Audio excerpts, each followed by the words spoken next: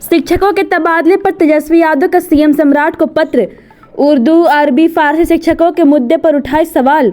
बिहार में शिक्षकों के स्थानांतरण की चल रही प्रक्रिया को लेकर नेता प्रतिपक्ष तेजस्वी यादव प्रसाद ने मुख्यमंत्री को पत्र लिखकर कई गंभीर सवाल उठाए हैं। 10 अगस्त और 26 को लिखे पत्र में तेजस्वी यादव ने खास तौर पर उर्दू, अरबी और फारसी विषय के शिक्षकों के साथ कथित भेदभाव और नियम विरुद्ध व्यवहार करने का आरोप लगाते हुए सरकार से तत्काल हस्तक्षेप की मांग की है। उन्होंने शिक्षकों के स्थानांतरण की प्रक्रिया की स्वतंत्र और निष्पक्ष समीक्षा कराने की मांग की है। तेजस्वी यादव ने अपने पत्र में कहा कि बिहार में शिक्षकों के स्थानांतरण की वर्तमान प्रक्रिया को लेकर लगातार शिकायतें मिल रही हैं। विशेष रूप से उर्दू, अरबी और फारसी विषय के शिक्षकों के साथ कथित भेदभावपूर्ण और नियम विरुद्ध व्यवहार शिक्षकों में व्यापक असंतोष है। उन्होंने कहा कि यह केवल प्रशासनिक प्रक्रिया का विषय नहीं है, बल्कि पूरी स्थानांतरण व्यवस्था की पारदर्शिता और निष्पक्षता पर भी सवाल खड़े करता है। तेजस्वी यादव ने पत्र में दावा किया है कई विद्यालयों में उर्दू, अरबी और फारसी के एकमात्र शिक्षक को भी सरप्लस घोषित कर स्थानांतरण सूची में शामिल कर दिया गया। उनका कहना है कि यदि किसी विद्यालय में किसी विषय का केवल एक शिक्षक उपलब्ध है तो उसे सरप्लस मानकर स्थानांतरित करना उस विद्यालय के संबंधित विषय की पढ़ाई समाप्त करने के समान होगा।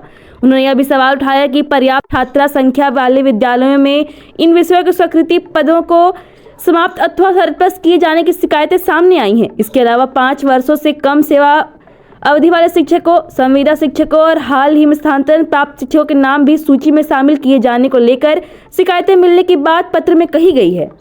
तेजस्वी यादव ने कहा कि संस्कृति के साथ साथ उर्दू भी भारत की साझा सांस्कृतिक विरासत की भाषा है। उन्होंने सरकार से अपील की कि उर्दू और संस्कृत दोनों विषयों को समान शैक्षणिक महत्व दिया जाए और प्रत्येक सरकारी विद्यालय में इन विषयों के शिक्षकों की उपलब्धता सुनिश्चित करने की दिशा में ठोस निर्णय लिया जाए।